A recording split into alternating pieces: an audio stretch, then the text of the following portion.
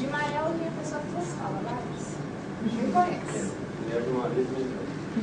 E Eva está ali atrás, mas ela conversou com o professor. Então eu vou começar aqui do início.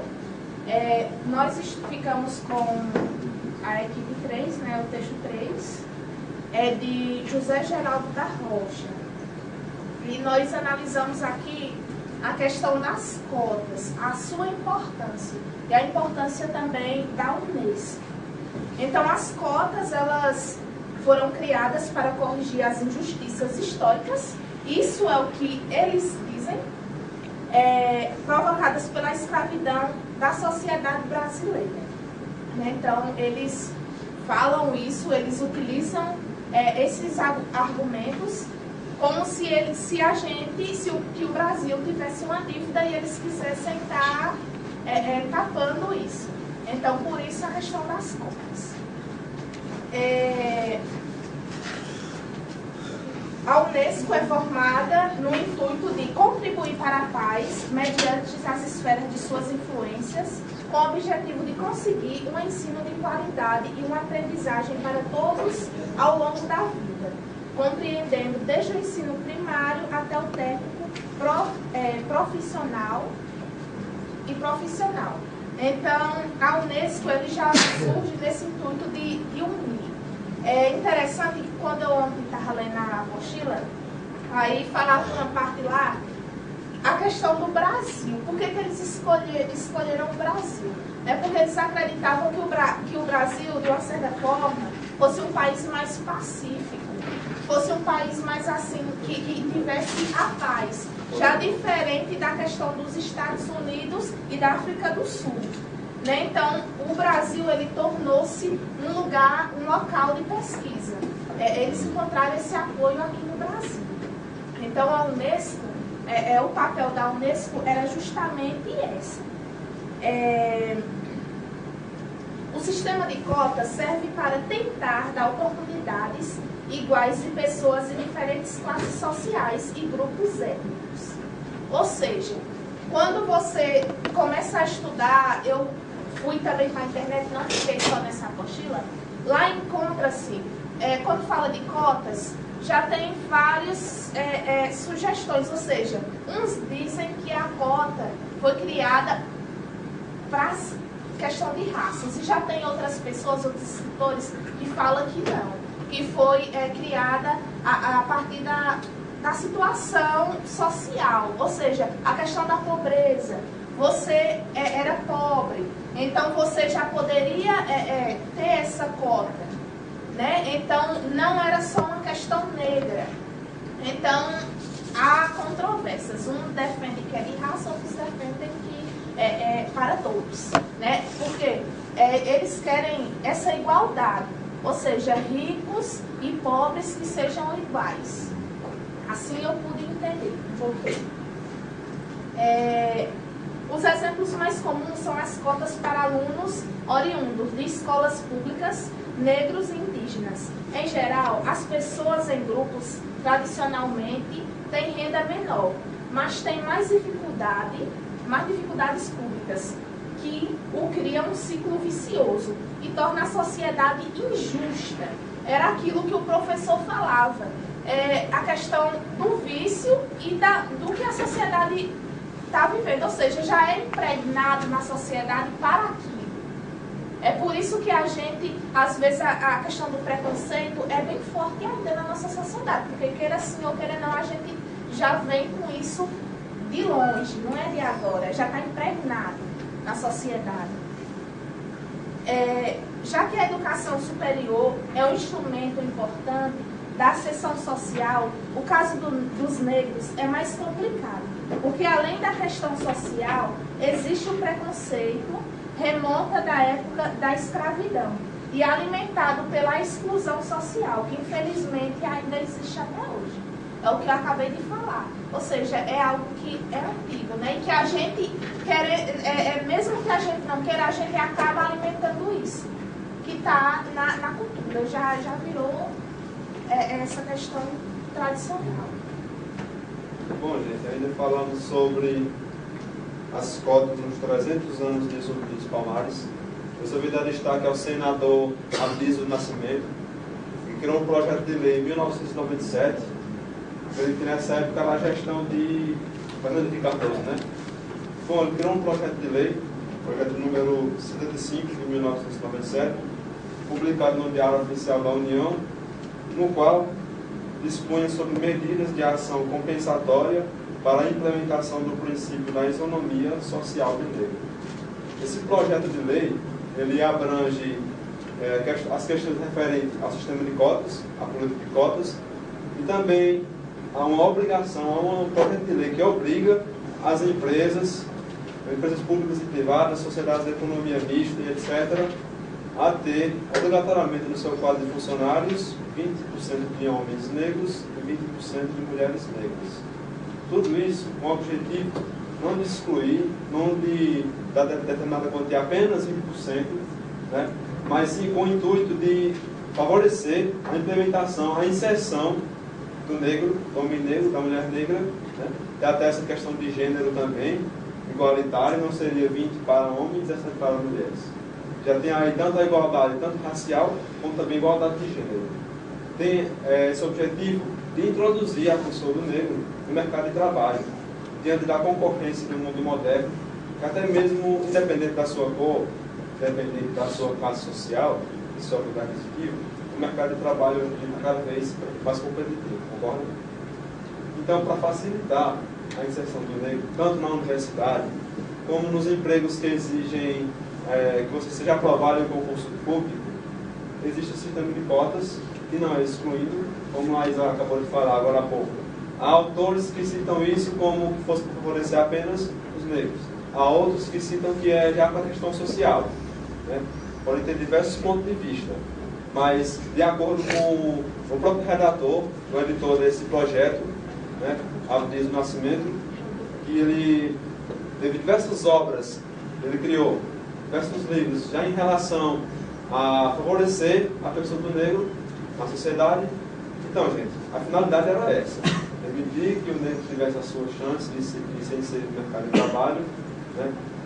E ele, Abdias do Nascimento, é criador do Teatro Experimental do Negro, em 1944, editor do jornal Quilombo, representa um marco para a narrativa da concepção do movimento social negro no país.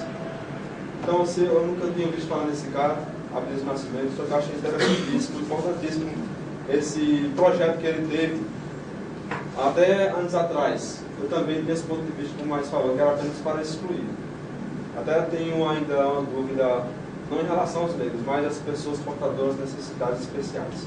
Apenas 5% das vagas de concursos públicos e vestibulares é destinada, né, obrigatoriamente a pessoas com deficiência. Mas eu pensei, apenas 5%. Mas vamos pensar que na EDA, 10, 15% dos concorrentes ao vestibular fossem aprovados. Eles iam colocar apenas 5%. É interessante, estou falando aqui da questão dos deficientes, aí eu procurei lá na internet, né, a questão da Unesco, aí tinha lá que teve há pouco tempo uma reunião com esse pessoal da Unesco, já preparando para 2015, a discussão está encaixando mais essas pessoas com deficiências. Então, ou seja, não vai ser mais uma coisa que seja para negros ou para pobres, mas para pessoas que têm essa deficiência. Mas já existe vestibular, cotas para pessoas com deficiência. Uhum. Isso, 5% das vagas obrigatoriamente. Toda empresa pública. Mas eles estão lutando aí para, não sei para fazer o quê, mas eles, a questão era englobar mais. Então, só para uma interpretação geral. A finalidade básica do sistema de cotas, desse projeto de lei também, que obriga as empresas a admitirem em seu quadro de funcionários 20% de homens negros e 20% de mulheres também, tem essa finalidade de permitir que os negros apenas possam ser inseridos. Não é que, como o Zé Paulo estava comentando, que eles sejam menos capazes, né? Mais incapazes, menos inteligentes de concorrer. Mas sim, diante da concorrência do mercado de trabalho, diante das dificuldades que todos, em geral, têm de se integralizar, esse sistema de cotas tem para facilitar um pouco mais para que esse número que ainda se encontra reduzido possa aumentar um pouco mais, tanto nas universidades como nos empregos e assim por diante. Agora de manhã vai dar uma debatida. Bom, tem uma parte do negro, falando do negro em justiça, né? falando mais dessa parte do racismo e da desigualdade racial no Brasil. Os negros e os pardos no Brasil, eles não são minoritários. Eles são cerca de 40%, 45% da população brasileira. Porém, eles são mais desfavoráveis quando se trata de índices de acesso a serviços e a políticas públicas, né? As pessoas negras, como nossos amigos aqui falaram, só tem determinada porcentagem de cotas para entrar no serviço público ou então em universidades. Então, o que falar sobre o negro na justiça? Quando nós falamos sobre negro na justiça, negro nos tribunais, nós já pensamos logo, não, ele está na figura do réu, né? Então, quando a sociedade, quando o Estado, antigamente, hoje não mais, hoje mais, mas com menos relevância. Antigamente, quando a sociedade ou o Estado parava para falar, não, vamos falar sobre os negros, vamos falar sobre os pardos, só se tratava sobre aspectos culturais e socioeconômicos sobre a identidade do negro e do pardo. Não se tratava do negro amparado juridicamente, né? Através de mecanismos de ações afirmativas. O que são mecanismos de ações afirmativas? Mecanismos de ações afirmativas são políticas públicas do Estado. São direitos de segunda geração, onde o Estado tem que garantir determinadas garantias a esse grupo de pessoas. Então, não só para os negros, mas também para as sociedades mais pobres, o acesso à justiça ainda é limitado. Não limitado porque a justiça vem a limitar esse acesso, mas limitado por falta de informação. Digamos assim, quando um negro está no banco dos réus, sabe se ele vai ser tratado da mesma forma como se um branco fosse tratado no banco dos réus? Sabe se haveria essa igualdade? Nós temos aí, no artigo 5º da Constituição, que o racismo é um crime inafiançável e imprescritível. E não é isso que nós vemos aqui no Brasil. Agora há pouco nós tivemos um crime, que foi o racismo contra o goleiro Aranha, e aquela menina que foi filmada, né, xingando, está solta, né? Então não está sendo posto essas ações. Só vai pagar a cesta básica. Isso, não está sendo imposto essas ações para tentar repudiar esse tipo de prática. Eu costumo salientar que o Brasil em si, o Brasil não é um país com identidade própria, né? O Brasil em si teve a escravidão, mas só que o povo não tinha aquele repúdio do negro. Não vamos se socializar, não vamos andar no mesmo local que o negro anda. Nós adotamos esse tipo de atitude dos Estados Unidos, na época da segregação racial, né? E também adotamos o sistema de cota também dos Estados Unidos. Não é uma política pública originária brasileira. Esse sistema de cotas vem dos Estados Unidos, né? Há quem tenha a opinião contrária, mas eu, particularmente, eu sou contra esse sistema de cotas, né? Com minhas opiniões. E a própria Corte Americana veio a extinguir esse projeto de política pública porque se trata de uma desigualdade, não uma desigualdade material, né? Porque, enfim, todos nós somos iguais. Mas, creio que sim, tem que ter a ver políticas públicas, mecanismos de ações afirmativas para os negros, mas não se tratando na questão de raça. Como o Laís falou, essa dívida, esse projeto das cotas raciais, quando se debateu no Legislativo, se deu porque diziam que o Brasil tinha uma dívida quanto ao povo negro, quanto ao povo escravo. Mas se nós formos levar em consideração essa parte, nós também escravizamos outros imigrantes, não só os negros. E esses outros imigrantes, quais as cotas que eles vão ter? Por fim, nós vamos mostrar aqui, acho que há uns 4 minutos, um vídeo de um debate de uns deputados no Congresso Nacional. Bem rápido. Eu gosto de...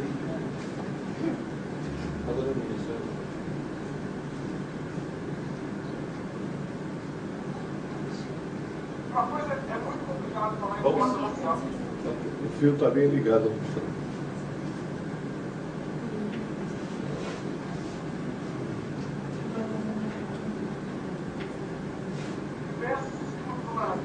Vamos aqui. Ah, já está aqui?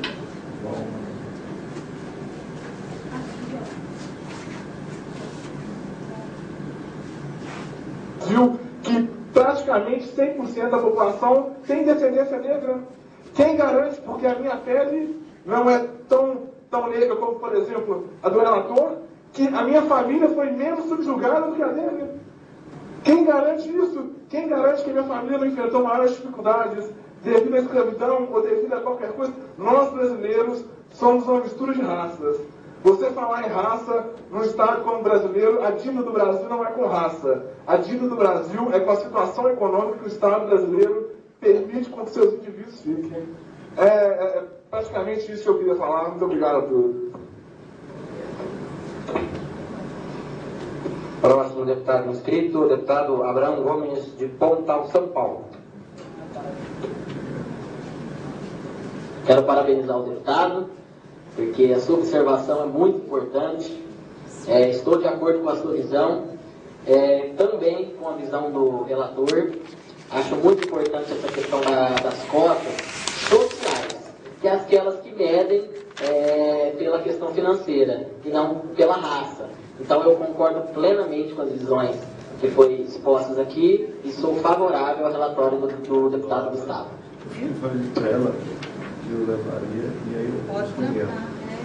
Próximo deputado inscrito, o deputado Diógenes Miguel. Bom, Goiás. Boa tarde a todos. Senhor presidente, muito obrigado. Eu também estou completamente a favor do nosso companheiro que apresentou o relator, deputado Gustavo, contra as cotas raciais. Porque o brasileiro é uma coisa engraçada, ele sempre dá um jeitinho. No estado de Goiás, o que o pessoal está fazendo? Estão os filhos estudando nas escolas mais caras de Goiânia e à noite eles estão matriculados na rede pública para concluir ensino médio. Se concluir ensino médio em rede pública, em escola pública, tem direito às cotas nas universidades. Então isso não pode, para ter que se for cota, para ver se é questão de pobre ou não, então vamos pegar, a pessoa tem que passar pelo cadastro único, junto à Secretaria de Assistência Social de cada estado. Fica complicada a questão, porque todo mundo dá um jeito. O povo gosta de passar a perna, né? Desculpa os outros parlamentares, mas o povo gosta de passar a perna para fazer de bobo. O MEC também tem que ajudar a questão de controlar isso, porque eles estudam na escola particular, fazem as provas nas escolas estaduais e no final pegam um diploma estadual. Então depois a gente apresentar alguma outra lei, alguma coisa, algum projeto, para que também tenha um link essas escolas com o MEC. Se o aluno está em uma escola, ele não pode estar em outra escola, porque senão fica complicado. Só isso, presidente. Próximo deputado inscrito, o deputado Gimael Bandeira, do PSDB de Pernambuco. Aí é demais, né? Boa tarde, senhor presidente. Boa tarde, senhores deputados. É uma honra ter vocês aqui, em plena quinta-feira, no ar do trabalho de nós parlamentares. Eu queria enaltecer o relator Gustavo, da bancada de São Paulo, pela seu plausível relato sobre o sistema de cota. E quero dizer, senhor deputado Gustavo, que eu sou contra o sistema de cotas. Nós sabemos que o Brasil não é um país com identidade própria. O Brasil foi buscar o sistema de cotas dos Estados Unidos, onde na década de 40 e 50 tínhamos a segregação racial, mas a própria Corte Superior Americana proibiu o sistema de cotas. E nós, novamente, estamos querendo aprovar uma lei tão absurda quanto essa. Nós, como Estado, devemos sim criar políticas de distinção, mas não de raça, pois, como está no artigo 5º, nós todos somos iguais perante a lei, independente de cor, raça ou crença. Portanto, senhor presidente, eu queria dizer que nós aprovamos essa lei, nós estamos ferindo de morte o artigo 5º da Constituição, onde fala do princípio da igualdade. Só isso, senhor presidente. Tá bom.